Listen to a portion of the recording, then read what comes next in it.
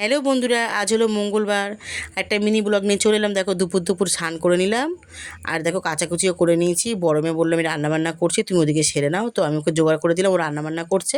আর আমি এদিকে দেখো কাপড় জামা কেচে বাথরুম থেকে বেরালাম, একেবারে স্নানটাও হয়ে গেল আমার।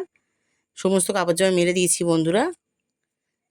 আর জানো ঝড়ে কি হয়েছে আমাদের আমাদের ফলন্ত পেয়ারা গাছটা পড়ে গেছে, তোমাদেরকে দেখাচ্ছি। দেখো পুরো দেখো কি অবস্থা হয়েছে, ওটাকে আর তোলা যাবে না, জানো কেটে দিতে হবে। খুব কষ্ট লাগছে বন্ধুরা। তারপরে দেখো একটা জিনিস এসছে, আমাদের মেয়ে অর্ডার করেছিল ওটা আর কি। তো চলো তোমার সঙ্গে শেয়ার করি। বডি ওয়াশ, এটা ফ্যামিলি প্যাক, অনেকটাই বড় বন্ধুরা, সবাই মিলে মাখা যাবে।